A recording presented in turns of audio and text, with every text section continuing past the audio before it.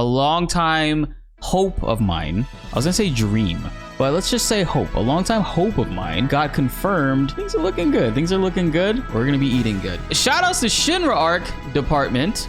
There was an interview that IGN China had with the developers. They talked with Hamaguchi on their media tour. You guys hit that notification bell and subscribe button so you don't miss out on any updates and help raise that 38% even higher. Final Fantasy VII Rebirth director Hamaguchi says that after unlocking chapter select, that's like beating the game, because when you beat the game you unlock chapter select. That's technically the new game plus mode. Players can replay chapters without Cloud in their team, allowing them to control other characters as the lead party member. Bruh, that is massive, bro. That's such a good change.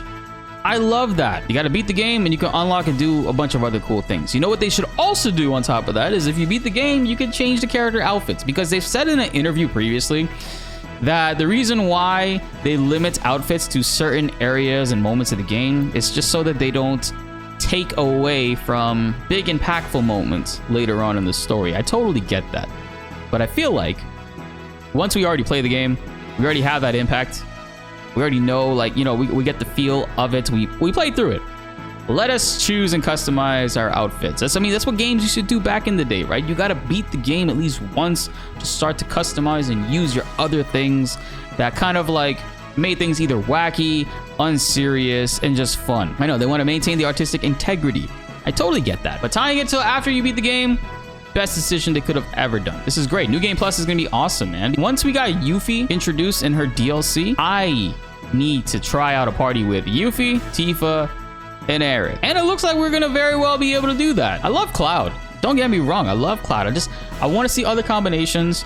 There's other amazing characters in this story. Everybody's always together in every single cutscene, in every single field. Obviously, you'll control Cloud in the important moments. But what I'm saying is Cloud and the entire party are always together. So anytime the party is next to Cloud, they're all walking around the fields together. So being able to swap Cloud out, even if we go into another cutscene, it could always transition back to Cloud just fine. It wouldn't really take us out of that. Chapter 1 was very long. It took me 2.5 hours to play on a first play. So I can only imagine other chapters are going to be crazy too. I wonder what other cool things we can unlock after we beat the game. Obviously, I mean, they're going to have like endgame dungeons and maybe like endgame bosses and endgame challenges for us to do and try out, like VR wise. Maybe in the open world too. The costume thing, customized parties, a cloudless party, we'll just say a cloudless party. Having those options available, man, that's just perfection in this entire grand scheme of things. Because that's what they used to be able to do in RPGs back in the day. In Final Fantasy VI, a lot of people prefer Terra as their main protagonist. A lot of people prefer to have Celeste as the main protagonist. A lot of people prefer to have Locke as the main protagonist. And that's what was cool about those games, is that you could fully do that. You can customize and take one out of the party. You could totally use whatever combination of those characters you want, right? In Chrono Trigger, that was the case as well. You could swap Chrono out and put in other characters. As in RPG games, regardless of the fact that if it's story driven or not, the characters are still going to be there in the cutscenes. It's not changing any of that. I think that for gameplay wise, that's a really great thing for them to do. Every Final Fantasy up to 6 did that, to be fair. Yeah, up until it was 7 when they stopped doing that, really. And on top of that, man, good news all around right here. Hamaguchi himself says, hey, are you guys all enjoying the Final Fantasy VII Rebirth demo? On February 21st, we are planning to update the demo with the Junon area, which will give you a preview of the vast and expansive world. I hope you look forward to it.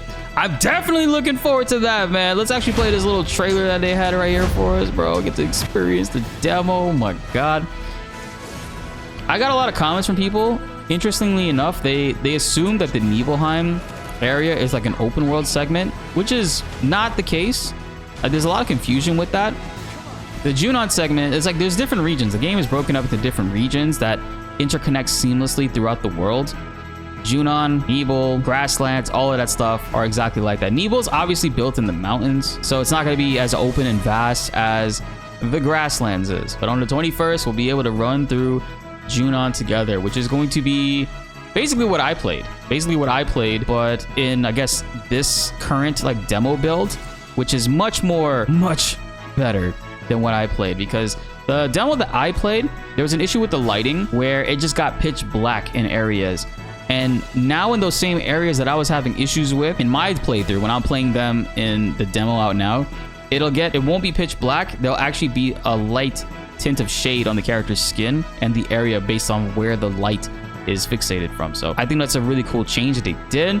Still not a fan of like when you go into like buildings, how crazy it goes from like dark to light. It's kind of blinding.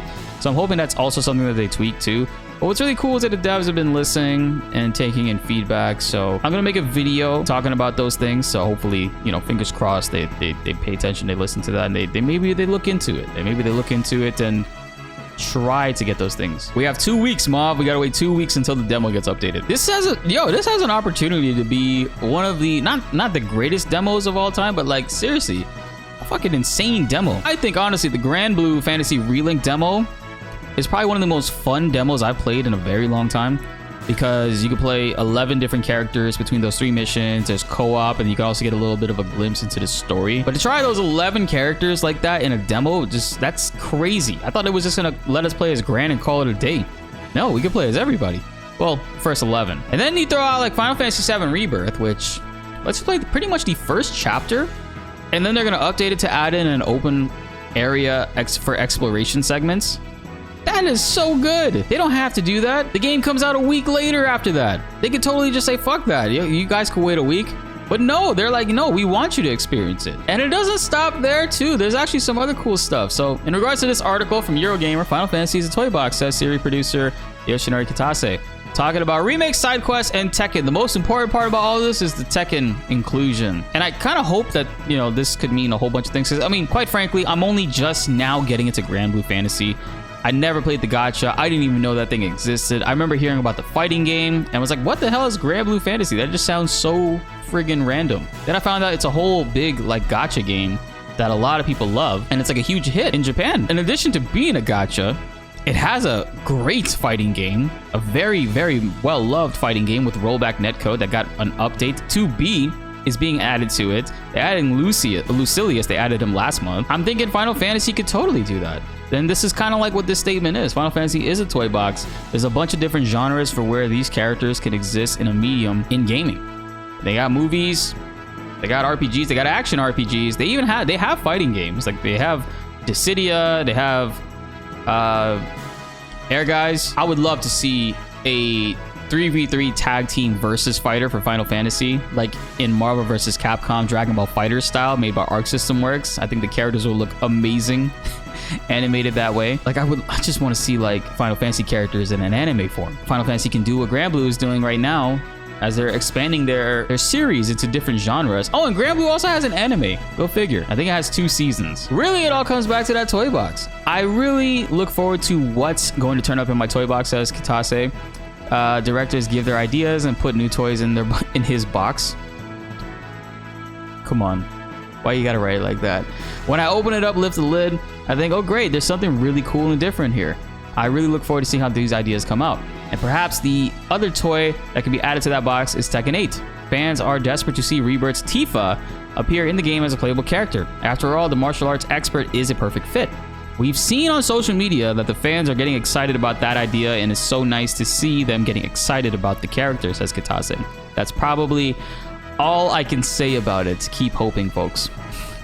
Well, actually, no, Kitase said that's all I can say about it. Keep hoping, folks, is Eurogamer. He's not denying it right there. And knowing from the discussion that Nomura had about Nintendo and Disney and like having characters in DLC, apparently Nomura was the roadblock between getting Sora in Kingdom Hearts in Smash. Sorry. Turns out it was very easy for them to get the other characters, but just like Nomura was very like stingy a little bit with Sora. We all assumed it was Disney, but apparently it wasn't. This has been a huge topic since before Noctis was announced. Everybody wanted Tifa in Tekken 7.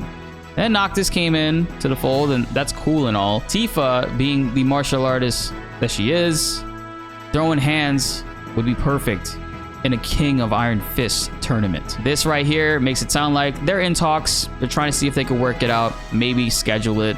I highly doubt Tifa would make it in Season 1 as much as I would like that.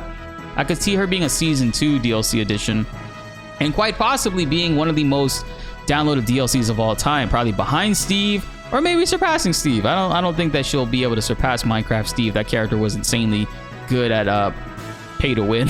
Put Rude and Tifa in Tekken. Well, you just put Tifa, right? Because Rude is also a monk, and then we just have the modding system and make Tifa bald. And there you go, you got Rude right there. The Tifa's great and all, but Sabin would be a cooler, deeper cut. Yeah, but he also wouldn't sell that much, bro. The reason why guest DLC characters exist is to sell a lot.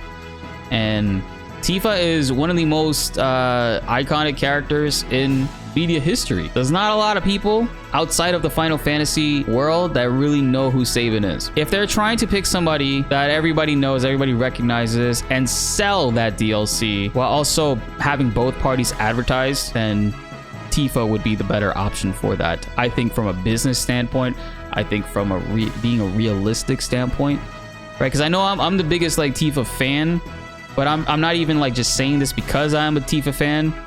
I'm just being real right now. I just think that it makes more sense that way. We're thinking small time here, guys. We're thinking just Tekken. I don't want these characters to just exist in Tekken. I want them to remake, completely revamp Dissidia. Make Dissidia. You're not doing justice. Dissidia has not been good since PSP. A Grand Blue style fighting game or Dragon Ball Fighter style fighting game for Final Fantasy, and it works. 3v3 combat.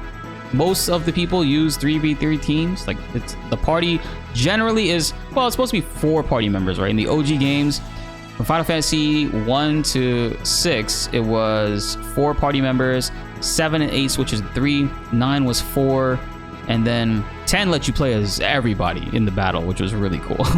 10 was like, yeah, it's 3, but you could swap anybody in at any time. Bro, greatest choice ever. I was kind of hoping Rebirth would do that. Just let, like, you know, if Barrett's on the sideline and I go into this battle against an enemy that's in the air, let me swap Barrett in. I mean, he still attacks in the background.